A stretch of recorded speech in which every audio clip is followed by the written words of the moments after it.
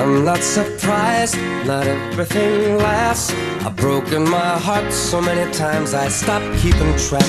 Talk myself in, I talk myself. Sa ngayon, ang magsasaka ay natututo na ang pagte-text gamit ang cellphone. Mabilis na nagagawa nito ang pagpapalitan ng komunikasyon sa pagitan ng mga eksperto sa agrikultura at sa mga magsasaka. Dahil dito, nagiging epektibo ang paggamit ng teknolohiya. Sa tulong din ng radyo, maaaring makuha ng mga magsasaka ang kaalaman tungkol sa makabagong pamaraan ng pagsasaka. Maraming magandang naidudulot ang teknolohiya sa tao. Gayon din naman, napapabilis nito ang resulta sa pagtatanim at pagsasaka. Hindi lamang ito ang naidudulot ng teknolohiya. Nagiging mabilis din ang pagkuha ng impormasyon ng mga magsasaka na nais matutunan ang bagong paraan ng pagtatanim. May ahensya ding nagtataguyod at nagsasagawa ng programa at seminar para sa magsasaka.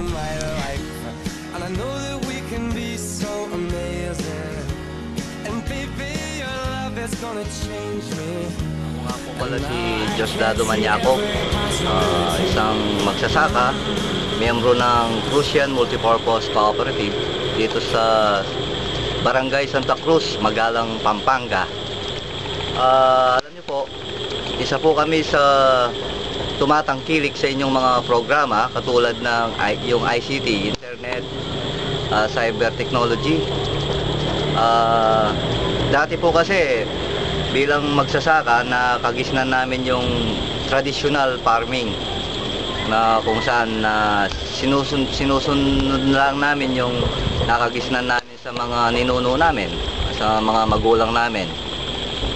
Nakita namin doon yung pagkakaiba ng paggamit ng makabagong teknolohiya at pamamaraan dito sa pagtanim ng mga palay. Dito po sa natutunan namin, nakapagtipid kami ng malaki lalo na sa paggamit ng abono. Dati po, basta na lang kami gagamit ng abono kahit hindi namin inaalam kung anong klaseng abono yung ilalagay namin sa aming pananim. Pero nung mabigyan kami ng pag-aaral ng extension ng Pampanga Agricultural College, natutunan namin yung wastong paggamit ng abono, yung timing, yung klase ng abono, kung anong kailangan, at saka nalaman din po namin doon kung yung kahalagaan ng pagpapatest ng lupa, yung soil analysis, para malaman talaga kung anong requirements so kailangan ng lupa. Bukod doon, meron din silang ang Pampanga Agricultural College, yung OPAPA, meron silang inilunsad na programa yung sa texting na madali naming maiparating yung mga aming concerns sa mga problema sa sakahan by just texting away. Magte-text lang po kami, andyan na yung sagot kagad dun sa problema namin. Nakakatipid kami ng oras, pamasahe, malaki pong ginhawa sa aming mga magsasaka. Isa pa yung sa internet, na pag nabubuksan namin yung website ng OPAPA, RKB, nakikita namin doon yung mga makabagong teknolohiya o pamamaraan, mga methods. At saka nakakapagtaka nga po hindi namin sukat akalain na mangyayari na pala itong ganito. Kasi dati, fans po ako ng Star Wars na kung saan yung nakikita ko through cyber conferencing, ginagawa nila yon. Nasa space, outer space yung mga gumaganap doon. Pero ngayon nandito na po pala tayo sa panahon na yon, yung stage na yon. Nasubukan po kasi namin dito minsan yung cyber conferencing na kung saan naging recipient din ng Crucian Multipurpose Cooperative na nilaunch yun with the Pampanga Agricultural College Extension.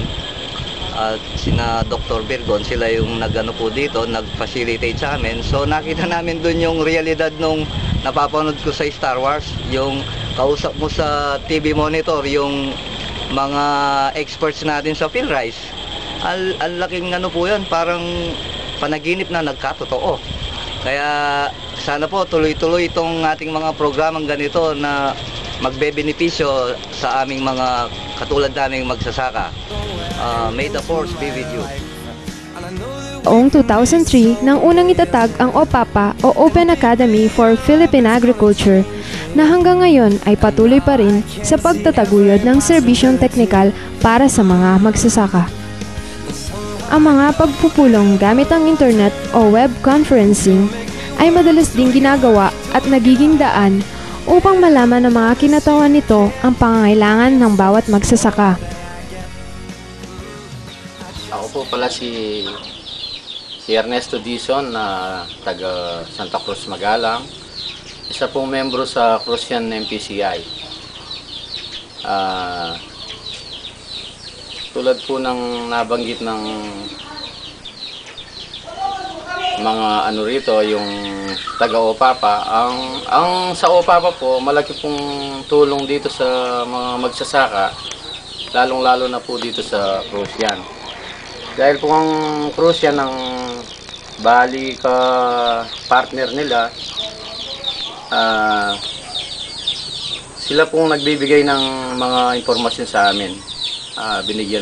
Nabigyan na nga ho kami ng computer, saka wala po kaming nagiging problema sa kanila. Kung meron po kaming gustong itanong, magte-text lang kami sa Pampanga Agricultural College Tech Center doon. Marami pong magbibigay na impormasyon sa aming katanungan. Kung minsan po meron silang magagandang idea sa mga farmers na dapat nilang malaman, kahit na hindi po namin tinatanong, basta alam nila yung number yung mga cellphone number namin, na ipo-forward po nila sa amin. Yun po ang kagandahan sa kanila. Tsaka po, wala po kaming masabi. Meron pa po kaming mga, yung tuwing Martes, 2 times a month po, meron po kaming teleconference yata ang tawag doon. Na ang PhilRise at saka yung Crucian MPCI, nagtatanong po yung mga taga-Crucian na farmers sa mga scientists sa PhilRise at depende po sa mga topic na pinag-uusapan. Kung tinatanong po namin yun, meron naman pong sasagot na scientist doon.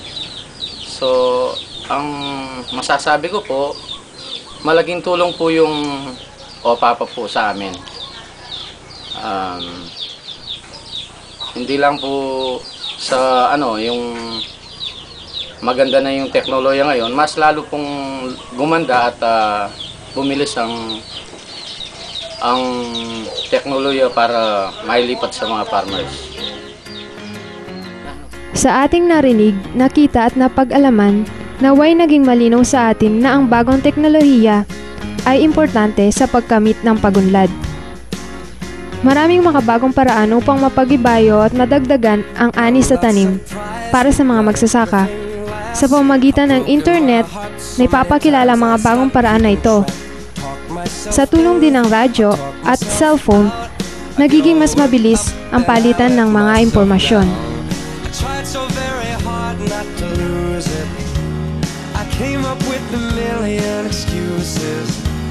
I thought of every possibility.